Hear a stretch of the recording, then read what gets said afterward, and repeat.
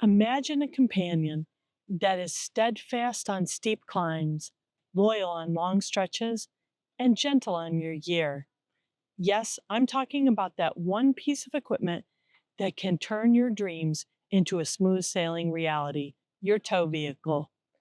Join me as I rev up my engine and talk about tow vehicles on this week's episode of Cab Talk. Stay tuned.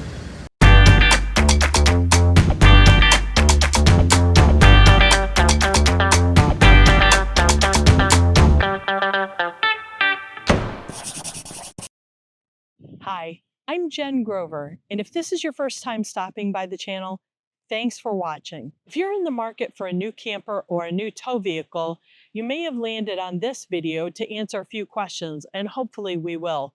We're going to cover a little of the basics of what you're looking for in a tow vehicle and what you need to understand, as well as hear from other tab owners about the tow vehicles that they use and what they like about it. When people talk about personal preference, they often say Chevys and Fords, and nothing could be closer to the truth. We all have a preference when it comes to choosing a tow vehicle. My last 3 tow vehicles have all been Jeeps. Some people would never buy a Jeep. They would only buy another brand. But I've got to tell you, there are so many choices. I'm not sure there is a perfect tow vehicle. There's just the right tow vehicle for you. The last thing I want is for this to turn into a polarizing discussion where we villainize people who have a specific type of tow vehicle. But I do want to caution you. You'll see photos of tabs being pulled by things like Mini Coopers that don't even have a tow rating and other small vehicles. That's really a dangerous thing because you not only have to be able to pull the trailer, you have to be able to stop it.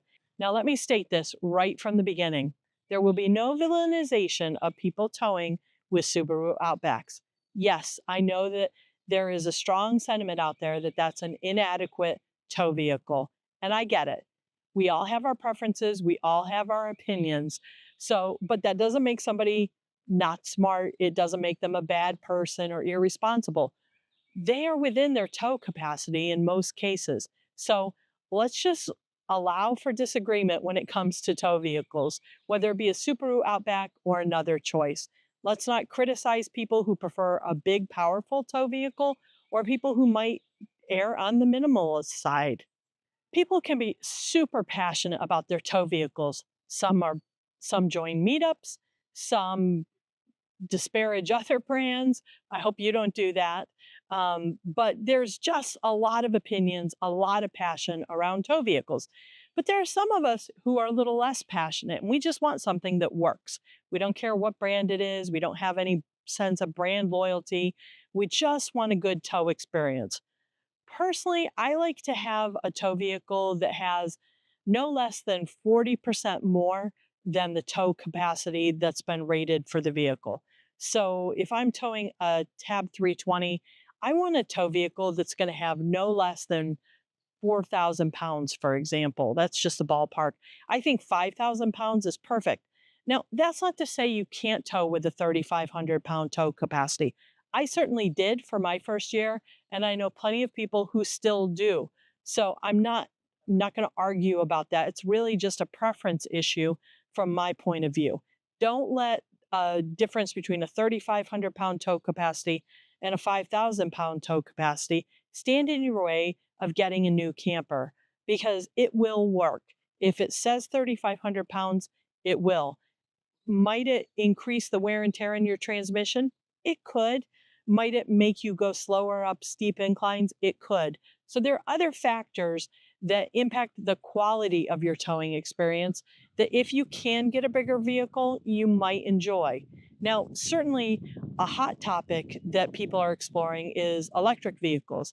And I would love nothing more than to have a Tesla with its self-driving feature. However, based on the style of towing I do, it just isn't practical yet. I drive multi-day trips that are across the country, and it simply would take too long to charge, would lengthen my trip. They're not available in all places yet, although they are becoming more available. And thirdly, even if they are available, you might actually have to unhook your camper because you have to back into um, some of those charging spots, or even if you could pull in, you can't pull in and leave your trailer attached because you'd be blocking the parking lot. So those are some factors to consider when it comes to an EV. I can't wait until I can get an EV because I do think there's a lot of practicality to it. But at the current this point in time currently, I just don't think it's the best choice for me. But I'd love to hear if you're towing with an electric vehicle, how far do you go? How often do you have to stop? What are some of the challenges you've run into and some of the ways you've tackled it? So drop those in the comments below. When I bought my first Tab 320 back in 2014, I had a Jeep Wrangler Unlimited Sahara. That was a 3,500-pound tow capacity, but it didn't come with a factory tow package. I installed a transmission cooler and a hitch and a 7-pin connector. The dealer did all of that except for the transmission cooler for me, and I took it to my Jeep dealer for a factory installed transmission cooler. To say it wasn't a great towing experience is an understatement. Now, I know there are plenty of people who tow with a Wrangler, and I'm not telling you that you shouldn't. I'm just saying that my personal experience was not great with that tow vehicle. I found it extremely sluggish towing over the mountains. As a matter of fact, I was going slower in some cases than the big trucks in the far right lane. I also found that the Wrangler overheated when I was on the plains through Kansas on a 90-degree day and towing my Tab. On paper, that Wrangler should have been sufficient. In reality, it just wasn't a great experience. Wranglers really are great off-road vehicles, and I loved my Wrangler, but it wasn't the right vehicle for me when it came to towing. You know what? I hear that all the time. People buy their first camper, they have a 3,500-pound tow capacity, and they are unsatisfied with their experience. Now, that's not to say everybody who has a 3,500-pound tow capacity is dissatisfied with their towing experience. There are plenty out there, and there are a couple vehicles that people will swear by: a Subaru Outback, for example, a Jeep Wrangler, and other lighter tow vehicles. And I'm not saying you shouldn't tow with those. I'm saying I didn't have a great experience, and as a result, I tend to be more conservative in the tow vehicles I choose. Currently, I'm towing with a Jeep Grand Cherokee L Overland Edition. It has a 6,200-pound tow capacity, some built-in sway dampening, and it tows like a dream. I barely can tell it's behind me. I'd love to hear from our experienced campers. Are you still using the original tow vehicle that you had when you bought your camper?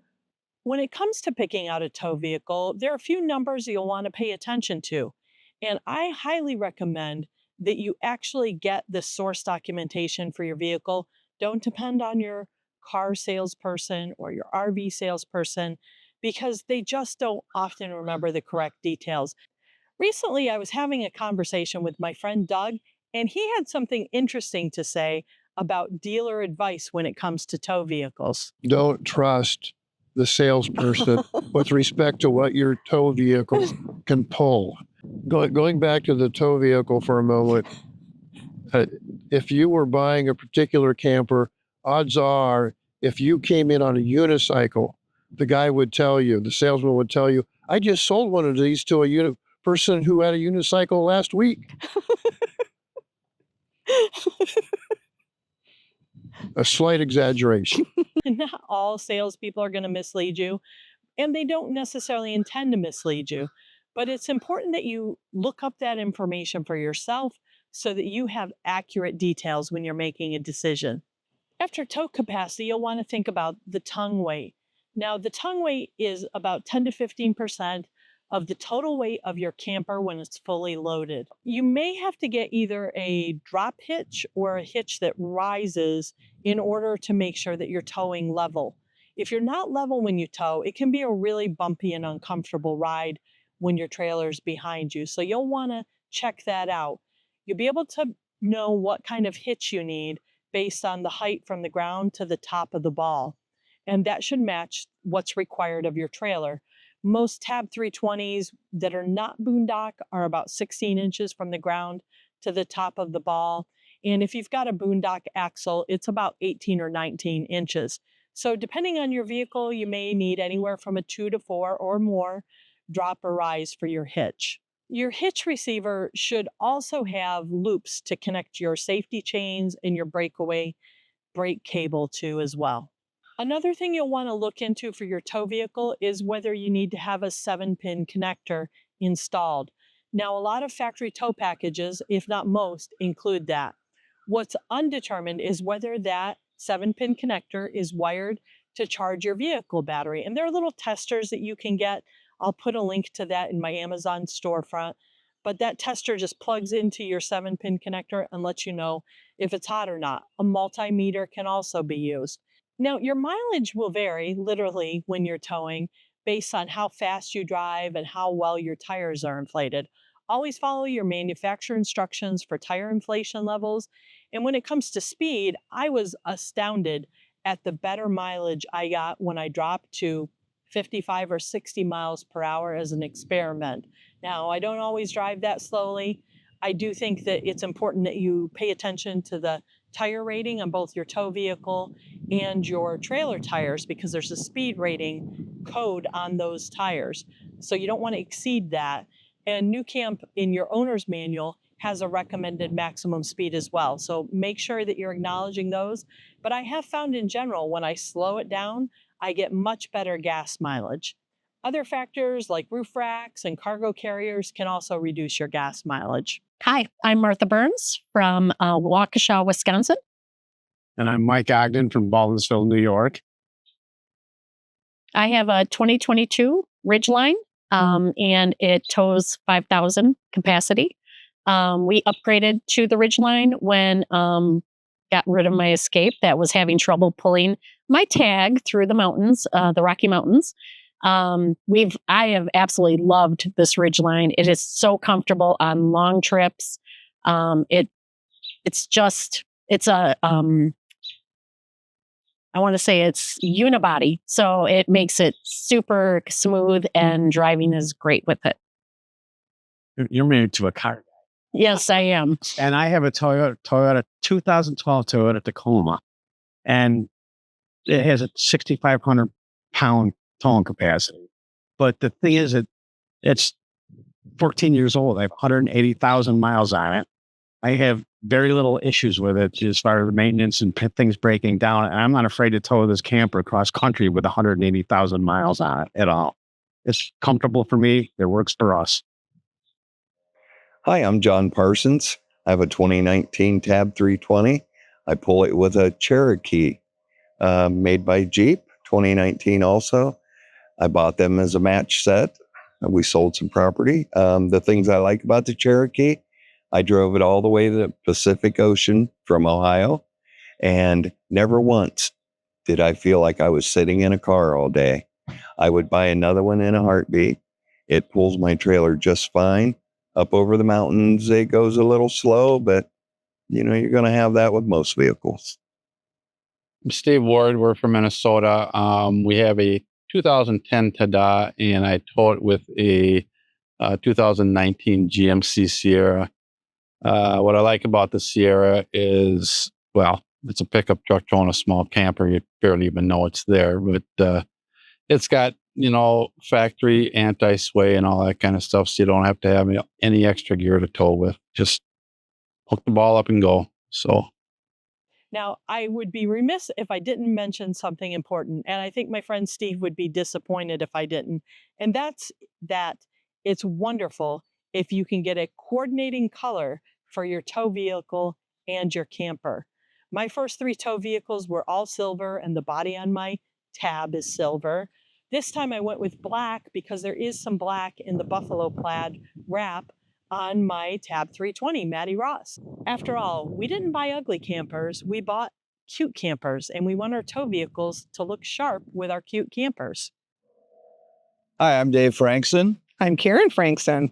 And we're from just south of Madison, Wisconsin. And we have a 2021 Tab 320 clamshell version, which we love. We tow it with a 2020 Chevy Equinox. And what I love about the Equinox is it matches the trailer. The thing I don't like about the Equinox is it's my job to push the tow button when we're driving, and I forget to do that sometimes. Got anything to add? No. Okay. Dennis Burke. I'm from Newmarket, Ontario, just about 25 miles north of the Big Smoke, the Toronto. This is our camper, and my tow vehicle is a 2023 Honda Ridgeline. I found it tows good. I'm a Honda guy. I've had Hondas all my life, and originally I had a 2013 Ridgeline, which I really liked, and I had an opportunity to upgrade, and I went to Taberado with it, and it seemed to tow wonderfully. Oh, no. I'm Kathy Kramer. Hi, I'm Ken Patterson, and we're from Asheville, North Carolina. And we have a 2023 Tab 320S, and our tow vehicle is a 2023 Ford Ranger. And what we like about the tow vehicle is that it's overpowered for the thing, so we didn't want to hit the limits on our tow capacity and stuff. It's comfortable, and it doesn't even feel like the camper's behind us when we're pulling it. So it's a great vehicle. So Whenever you start towing, it's really important that you read your owner's manual of your tow vehicle. There may be instructions about things like sway bars, weight distribution hitches. You may have a tow mode. There may be different features you should activate.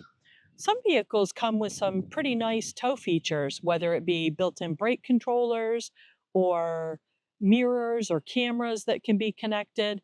Some even have generators. So it's really important to explore the options and the different modes that your vehicle offers for towing.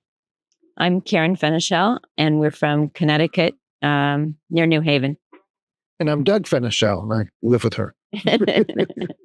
We- Our tow vehicle is a 2019 Honda Ridgeline. and we tow a Tab 400 Boondock. Without any issues. We had some issues at the beginning towing with it, but then we actually read the instructions for towing. And lo and behold, when you follow the instructions, you have no issues. So we tow in the right gear. We like the pickup because we can fill the bed with stuff. And when we need to clean up the pickup, we take a hose and hose it down. Our pickup has a trunk underneath the bed, so we can put something in there. And of course, we have the back seat. We can and do fill up. Hi, my name is Scott Hausman, and I'm here with Nixie. And we are from Carmel, Indiana, which is basically Indianapolis. And I have a 2021 Tab 320 Boondock. My tow vehicle is a Honda Ridgeline, 2022 Honda Ridgeline. It's my second Ridgeline, actually. I had a 2018 before that, but it's a great tow vehicle for the 320, in my opinion. I've always felt I'd be a little nervous about pulling a 400, although a lot of people do. But it has some awesome features that make it extremely handy for camping. One of which is it's got the built-in trunk in the back, which holds an ungodly amount of stuff. I throw stuff in there all the time, and 6 months later, I'll look in there, I'll dig stuff out, and I'm like, oh my God, I forgot I had this, So it's pretty amazing in that respect. It also has the tailgate that opens both up and down and to the side, which is really nice when you're loading stuff because it just makes it a lot easier to hop up into the bed and, toss stuff around. It's a comfortable vehicle to drive, which is a big part of why I originally bought it. I bought my first one before I was towing anything. And I was on the road a lot. I would drive 40,000 miles a year. So I wanted something that was pretty comfortable. And the Ridgeline fit that bill. It gets decent mileage, and it's a nice, comfortable vehicle. It is unibody, so it's not as great a tow vehicle as maybe like a Tacoma would be. But on the other hand, it's vastly more comfortable. So there's a trade-off there, but it makes a really good vehicle for me. Todd Heinrich. I live in Montgomery Village, Maryland, for now. And I have a 24 Tab S Boondock Black Canyon that I bought at Hershey Show. I just picked it up in January, so it's all brand new. And I tow with a 2022 Subaru Outback Wilderness, which I love my Outback. It's not the greatest tow vehicle, but it handles it fine. There's still a debate about whether I should use an anti-sway bar or not, depending on who you ask. But I do. It seems to help. Hi, I'm Mimi Konarski. I am from the Detroit, Michigan area. I have a 2021 320S. I tow with a 2021 Traverse. It is the factory installed SUV. It has a tow package on it, not just the hitch and the 7-pin. I have the hydraulics and the cooling engine and all of that. Highly recommended if you want an SUV. If you already have a tow vehicle, I'd love to hear what you're using and what you like about it. So let me know in the comments below so that everybody can see what people like about their specific tow vehicle, especially if it wasn't mentioned in the video. Your perfect tow vehicle is somewhere out there for you. And if you don't like your first one, not a big deal. Move on to the next one. Before we part ways today, don't forget to hit the like, subscribe, and little bell icon to be notified when I post new content. Until next time, stay curious, stay connected, and as always, stay adventurous. Thanks for watching. I'll see you next time.